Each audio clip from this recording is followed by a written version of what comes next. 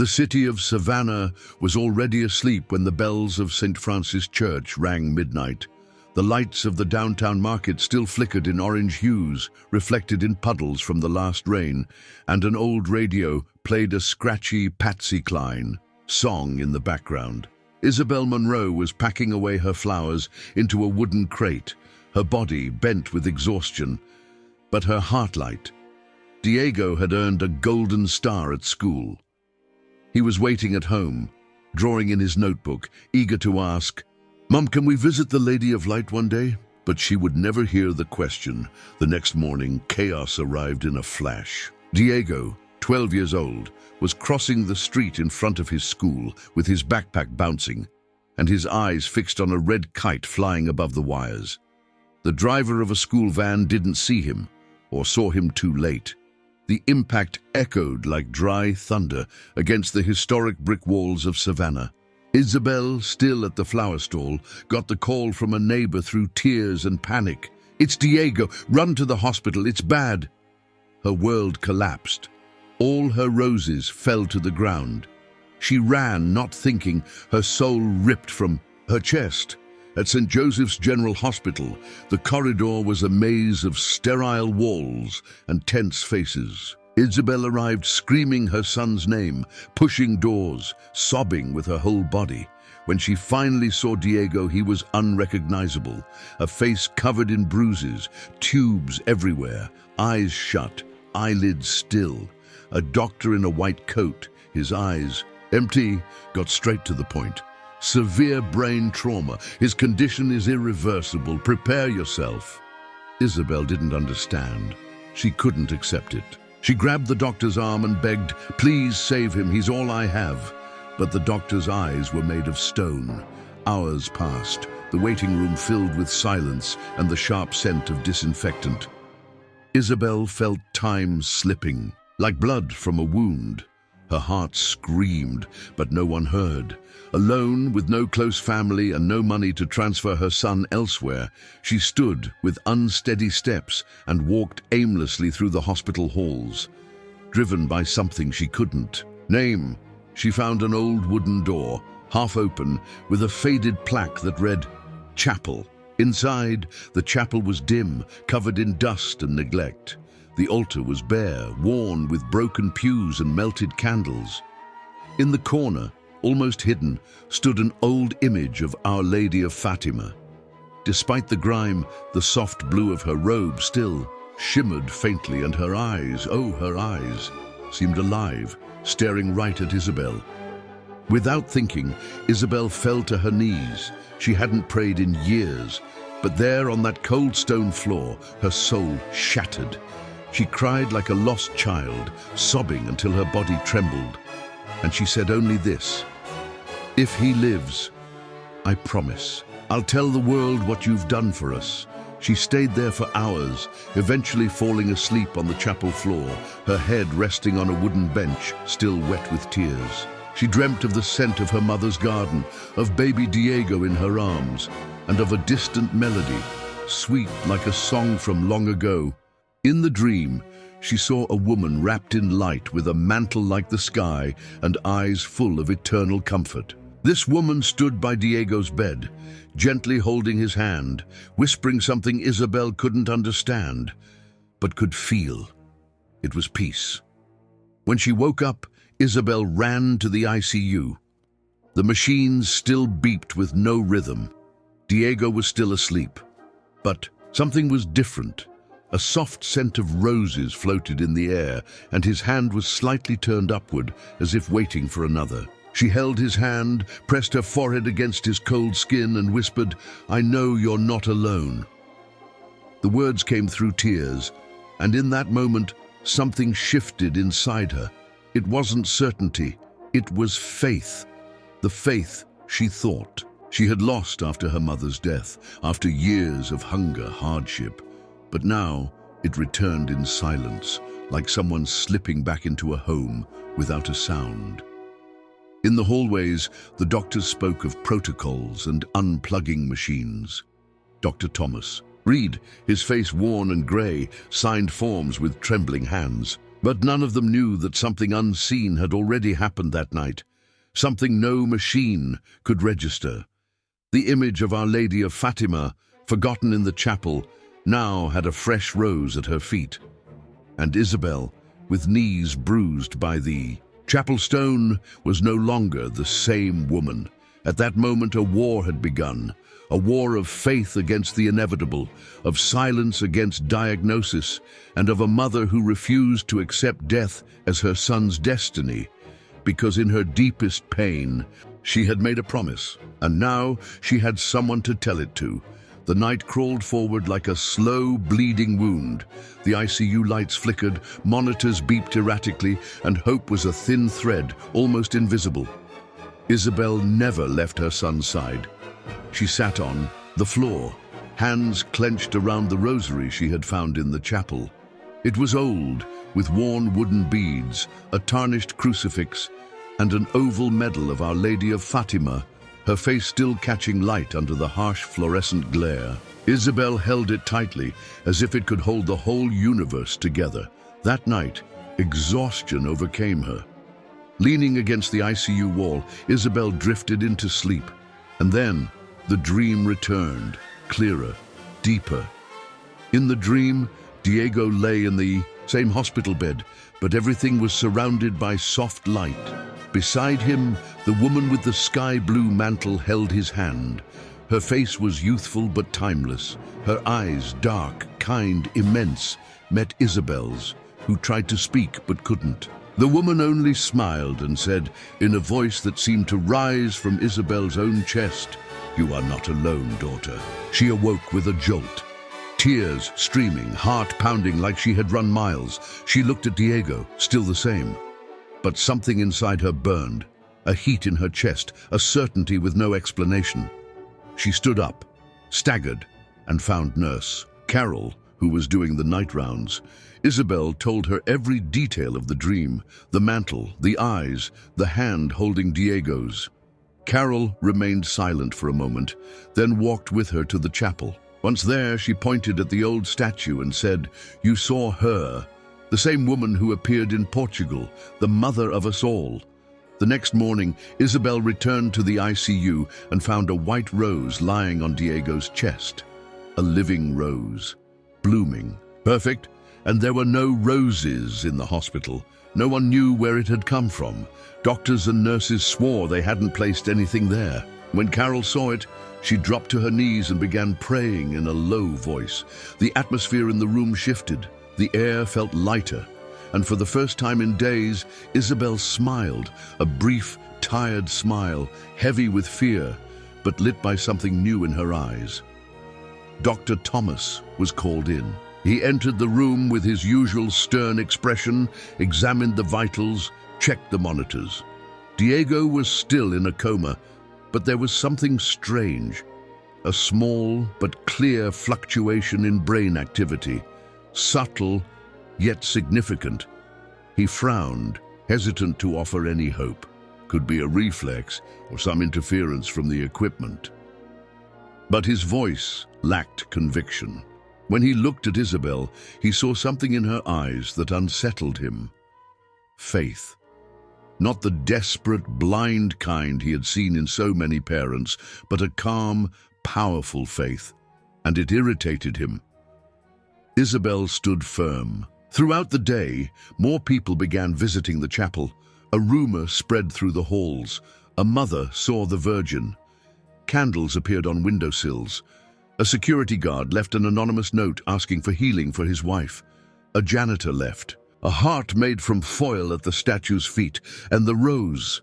The rose remained, fresh and whole, as if it had just been picked that morning. Meanwhile, Diego began to show subtle movements. A finger twitched. His chest rose with more force. Isabel touched his forehead and felt warmth. She prayed the rosary. Every day, complete, despite not fully understanding the words. It was like a pact, a sacred repetition. Carol patiently taught her the mysteries. Each bead is a step toward her heart, she would say. That night, the second dream came, even more vivid. Diego stood in a field of flowers, and in the distance, The same woman reached out her hand to him, but this time she looked directly at Isabel, and a tear rolled down her cheek. He stands between two worlds, but your faith is the bridge. When Isabel woke up, she rushed to the ICU. Everything seemed the same until she saw Diego's hand turned upward, just like in the dream. And around his bed, the gentle scent of roses had returned to the air. Dr. Thomas, increasingly unsettled, intensified the tests. The data no longer aligned with any medical logic, but he said nothing, just watched in silence. In his eyes, something had begun to crack. Maybe it was doubt, maybe it was memory. Isabel, now alone in the face of the mystery, prayed not just for Diego, but for everyone there. What once was despair had become a mission, and deep within her she already knew the miracle had begun. Even if the world couldn't see it yet, Diego's room was no longer just an ICU. It had become a sacred space of silence within a hospital filled with noise. Technicians whispered as they passed the door. Nurses left handwritten notes and small scapulars hidden in the sheets.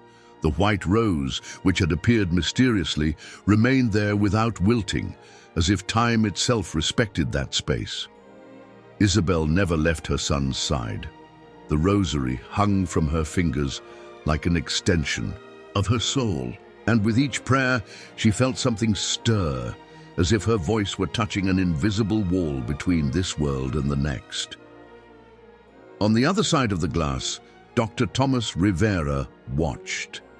He was a respected doctor, feared, cold, rational. But that week, he had lost control. Diego's test results defied logic. A brain that should have been unresponsive was showing signs of reorganization.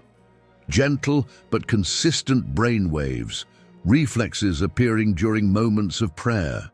In his reports, he wrote, "Spontaneous neurological reaction," but inside, something gnawed at him. An old memory of his daughter Emma, who had passed away, and the faith he had buried along with her.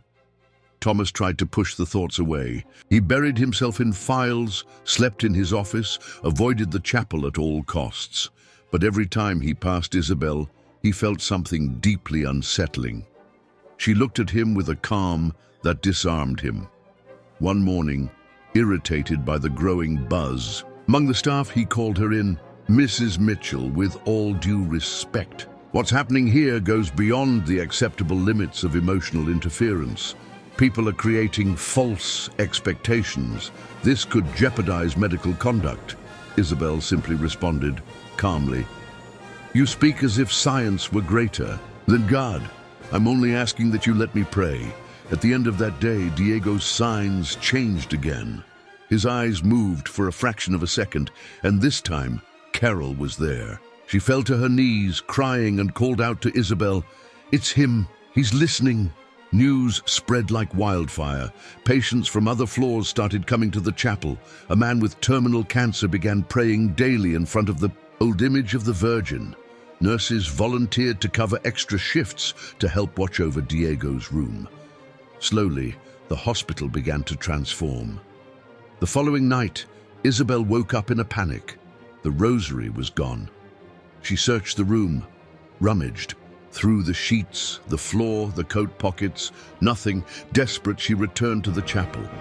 She knelt before the image with tears in her eyes. "Lady, I have nothing left, just my son, and this faith that you've rekindled. If he truly is in your hands, then give me back the sign, please." When she returned to the ICU, Carol met her with wide eyes. Diego was still unconscious, but something had changed. The rosary was on his chest. The worn wooden beads shimmered faintly, as if bathed in light. Isabel fell to her knees.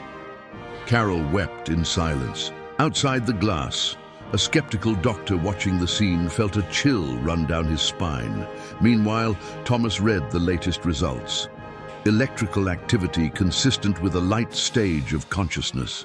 None of it aligned with the reported injuries. He reread the reports 3 times, slammed the folder against the table.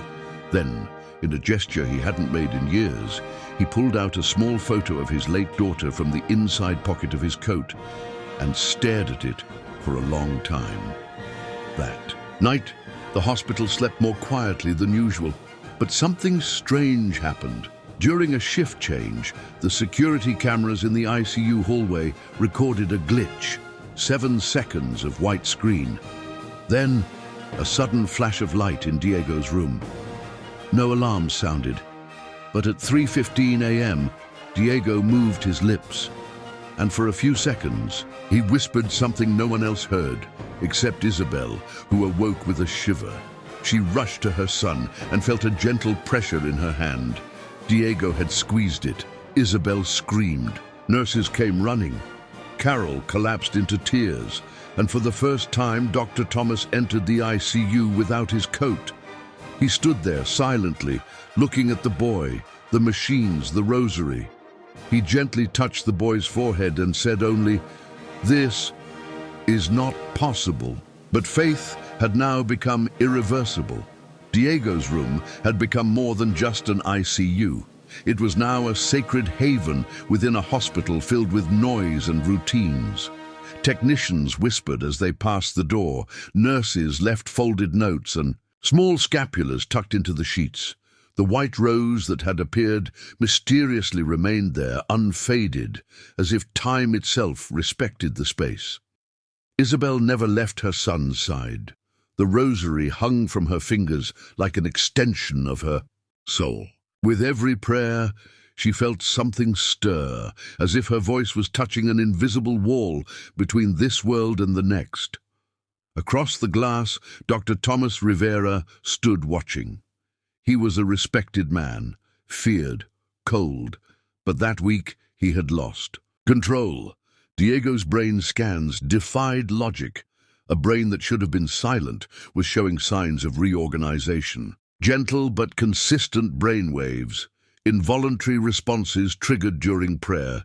In his reports he wrote spontaneous neurological reaction, but inside something gnawed at him, a buried memory of his daughter, long gone, and the faith he had buried with her. Thomas tried to shut it out. He buried himself in charts, slept in his office, avoided the chapel at all costs. But every time he passed Isabel, an uneasiness crept in. She looked at him with a calm that disarmed him. One morning, irritated by the growing murmurs among staff, he called her aside. "Mrs. Martin, with all due respect, what's happening here goes beyond acceptable emotional interference. You're creating unrealistic expectations. It could compromise medical protocol." Isabel answered softly, "You speak as if science is greater than God. I'm only asking to pray." Later that day, Diego's eyes moved, just for a fraction of a second. Carmen witnessed it. She dropped to her knees in tears and called out, "He's hearing us! He's hearing us!" News spread like wildfire. Patients from other floors began visiting the chapel. A man with terminal cancer came to pray daily before the image of Our Lady of Fatima. Nurses volunteered extra shifts to care for Diego's room. The hospital was slowly transforming. That next night, Isabel woke up with a jolt. The rosary was gone. She searched the sheets, the floor, her coat pockets. Nothing. Panicked, she rushed to the chapel. She knelt before the image, tears falling freely. "Mother, I have nothing left, just my son and this faith you lit inside me. If he's truly in your hands, please return the sign. I beg you." Back in the ICU, she found Carmen wide-eyed. Diego was still unconscious, but something had changed. The rosary was resting on his chest. The time-worn beads glowed faintly, as if kissed by light. Isabel collapsed to her knees. Carmen wept in silence. Outside the room, a skeptical physician, watching from afar, felt a chill down his spine. Meanwhile, Thomas was reviewing the latest scans. Electrical brain activity now aligned with a low-level conscious state. Nothing made sense compared to the damage previously recorded. He read the reports again and again, slammed the folder shut. Then, in a gesture he hadn't made in years, he pulled a small photograph of his late daughter from his coat pocket and stared at it for a long time. That night the hospital felt unusually quiet. But then something extraordinary happened. During the night shift change, the security cameras in the ICU hallway captured a glitch. 7 seconds of white screen, then a sudden flash of light from Diego's room. No alarms went off. But at 3:15 a.m., Diego moved his lips, whispered something no one could hear, except Isabel, who awoke with a shiver. She leaned in and felt a faint pressure in her hand. Diego had squeezed her fingers. Isabel screamed. Nurses rushed in. Carmen burst into tears. And for the first time, Dr. Thomas entered the ICU without his lab coat. He stood silently, watching the boy, the machines, the rosary. He gently touched the child's forehead and said, This isn't possible." But faith was no longer optional. Diego's awakening, brief, blurry, but real, sent a shockwave through the hospital. The whispers turned into an outcry. The boy in a deep coma, the one everyone had given up on. He's moving, he's speaking, he's holding his mother's hand. In the hallways, some laughed nervously, others cried openly, many prayed, and a few were afraid. Because when the impossible breaks into the real world, reality trembles. Isabel had become almost sacred in their eyes. People watched her as if she carried a divine gift. But she didn't feel chosen, only certain that something profound was unfolding. She spent her days at Diego's bedside and her nights in the chapel, lighting candles, praying with Carmen and other patients. More and more people came to leave letters, photos, and names at the feet of the old statue. The once forgotten chapel had become a silent place of pilgrimage, but not everyone welcomed this change. Hospital administrators began receiving complaints: exaggeration, religious interference, emotional contagion. Conservative doctors saw the whole situation as emotional fanaticism. A group even pushed for Isabel's temporary removal from the ICU, arguing that her presence was disrupting medical conduct. The clinical director came to her room and said firmly, "Mrs. Martin, you must understand that this is a secular hospital. We have rules, procedures. Faith is yours, but this is a scientific environment." Isabel listened quietly. She looked at her son, then at the rosary in her hand. "I'm not asking you to believe. I'm only asking you not to take me away while he's still here." The following night, everything erupted. A skeptical nurse, one who hadn't taken a shift in days, was ordered by management to check Diego's room. She saw the small image of Our Lady of Fatima on the bedside table, a replica of the one in the chapel. Without hesitation, she reached to remove it. At the exact moment she touched the image, she screamed in pain and collapsed to the floor, convulsing. Alarms rang. Diego remained still, but his monitors went wild. Carmen ran in and froze at the sight, the nurse on the ground, the crucifix knocked over, and the statue cracked. But with eyes more alive than ever, the woman survived. But when she awoke, she mumbled incoherent words. The only clear phrase she repeated was, "She was there. I saw her. Her eyes, they were crying." Dr. Thomas, still on the sidelines of the storm, was called in. As he entered, a powerful scent of fresh roses hit him, his eyes locked on the damaged image. He approached, touched the cracked glass, and something stirred within. He remembered Lucia, his daughter, the one who used to draw flowers for the Virgin before bedtime, and in that moment he realized he was standing before something no scalpel, scan, or book could explain. And rather than freeing him, it enraged him, because faith was coming back to life inside him, and with it the pain he had buried for years. That night at home, Thomas opened a drawer he had sworn never to touch again. Inside was his daughter's drawing, Our Lady of Fatima holding a child. He fell to his knees on the cold kitchen floor and cried for the first time since the funeral. Cried for the loss, the arrogance, the doubt. Cried like Isabel had in the chapel, without words, only surrender. Back at the hospital, Isabel faced her own battle. Diego's condition worsened. His body trembled. His vital signs crashed. Doctors rushed in, added new machines, increased his sedation. A new CT scan revealed sudden cerebral swelling, unexplained by any clinical logic. The neurologist whispered possible brain death. But Isabel refused to accept it. She ran to the chapel, and for the first time, she screamed at God. She showed me, she promised me. If it's a lie, then take me too. Silence. Then a breeze, soft. Inside the sealed chapel, candles flickered, and a rose, dry, wilted for days, bloomed again. Back in the ICU, Carmen entered with a bold gesture. She brought the cracked image of Our Lady of Fatima to Diego's bedside. She placed it on his chest and held his hands tightly. She prayed the entire rosary aloud, tears falling with every bead. When she finished, Isabel walked in, knelt beside them and whispered like she had at the beginning, "If he lives, I will tell the world, I promise." And at that very moment, the heart monitor stabilized.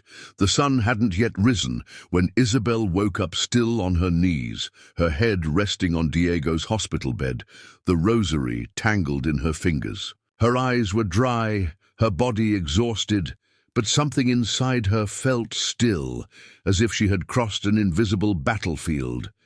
Carmen was asleep in a nearby chair, the cracked image of Our Lady of Fatima resting on her lap. The dawn felt thick, suspended in time. Then Diego took a deep breath, a strong one, like someone returning from very far away. The sound startled Isabel. She looked at her son. For a second, she thought it was just another reflex, but it wasn't. Diego opened his eyes, slowly, heavily, as if breaking through darkness. And then, almost voiceless, he whispered, "Mommy, where is the Lady of Light?" Time stopped. Carmen let out a muffled scream. Isabel covered her face with both hands, crying as if her broken heart had finally started beating whole again. She cupped Diego's face and kissed his feverish forehead. The monitor beeped. The numbers were rising. The door burst open. Nurses, doctors, technicians rushed in. Dr. Thomas, visibly shaken, pushed through and stepped forward. His eyes, empty for days, now stared into the impossible. Tests were run immediately. The new CT scan showed a fully functional brain. No swelling, no major trauma. One neurologist muttered, "It's as if there was never any damage. There's no medical explanation." But Isabel wasn't looking for explanations. She only wanted to fulfill her promise. A few hours later, Diego, now fully awake and sitting up in bed, though still weak, asked for a pencil. He didn't remember much about the accident, but he remembered the field of flowers, the bridge of light, and the woman with sky-filled eyes. With simple strokes, he drew Our Lady of Fatima, gently holding his hand. When he finished, he turned to his mother and said, "She told me it wasn't my time, that you had made a strong promise." The image traveled fast through the hospital. People photographed it, made copies, passed it around. Some called it mass hysteria, others a miracle. But no one stayed indifferent. The hospital tried to quiet the story, but it was too late. The security footage showing Diego squeezing his mother's hand anonymously went viral. Among thousands of comments, one phrase echoed again and again. God still performs miracles. In the chapel, the old image of Our Lady of Fatima was restored by a local artist. The crack on the glass was not removed. Carmen insisted it stay. It's the battle scar, the mark of when she came down to stand with us. At Sunday Mass, Isabel was invited to the altar. She carried Diego's drawing and the rosary. Emotional, she shared her story. They said it was over, but Faith said otherwise. I promised. I would tell the world. And I am, because it wasn't the medicine, it was her, it was the mother. Dr. Thomas stood in the back of the church, eyes glassy, holding a small drawing his daughter Lucia once made, so similar to Diego's. And, when everyone closed their eyes to pray, he for the first time in years made the sign of the cross. That night back at home, Isabel placed the rosary on Diego's nightstand and whispered, "Thank you, Mother. Thank you for giving me my son back, and giving me back my soul." Outside, the sky over Providence was clear. The stars shimmered a little brighter than usual, and among them, perhaps invisible to most, someone smiled, cloaked in light, holding a single white rose. Time passed like the seasons in Providence, with the soft warmth of spring mornings and the lingering scent of flowers in street markets. It had been 10 years since the night Isabel placed her son's life in Our Lady's hands. The hospital had changed. New doctors came, old ones left, and the hallways had been painted over. But the chapel remained, strong, sacred, and alive. The restored image of Our Lady of Fatima glowed brighter than ever, and the crack on the glass had become legend among staff and patients. That's where the mother wept. In a small orphanage just outside New Haven, a young man walked among barefoot children running through the garden. He carried a soccer ball under his arm, a calm smile on his face, and in his eyes, the same light from a decade ago. Diego Montgomery, now 22, had chosen a different life. He turned down college soccer scholarships. He studied pedagogy and theology. On weekends, he visited orphanages and hospitals. He carried a notebook full of drawings, a box of rosaries, and the same image he had drawn the day he woke from the coma. He sat with a group of children and began to tell a story. Once there was a boy who got lost in the darkness. He was asleep and everyone thought he wouldn't come back. But then a woman wrapped in stars found him. She held his hand and brought him back to life. The children listened in silence. Some smiled, others clutched tiny wooden rosaries. A little girl, wide-eyed and curious, raised her hand. Was that woman an angel? Diego smiled. She was more than an angel. She was a mother. Back in their old neighborhood in Rhode Island, Isabel was organizing a small gathering at the parish. She brought a bag filled with rosaries, colorful ribbons, and a worn notebook. Her hair was graying now, her eyes etched by time, but her faith remained unshakable. On the parish hall wall hung a photo of young Diego, smiling next to Our Lady's image with the words, "The promise lives on." Dr. Thomas, now retired, volunteered in a support group for parents who had lost children. He never called himself religious, but he wore a small scapular tucked under his shirt. Once a month, he visited the hospital chapel, leaving behind a single rose and his daughter Lucia's drawing. No one knew, no one had to. Carmen, now in her 70s and also retired, still led the Friday rosary at the chapel. She said it was her way of keeping the flame alive. Her health was fading, but not her faith. "When my time comes," she'd say, "I want them to take me to her. I want to leave this world looking at the face that saved that boy." In Diego's room, a small wooden box held the original rosary, now missing 3 beads, darkened, almost broken, yet whole in meaning. Next to it, his original drawing of Our Lady holding the hand of a child, a personal relic of a war won through faith. One night, in the back of an ambulance, a newly trained paramedic noticed something swaying from the rearview mirror, a rosary with wooden beads. "Is that for luck?" he asked. The driver smiled. "No, it's because I've seen a miracle, and I never want to forget that I'm not alone."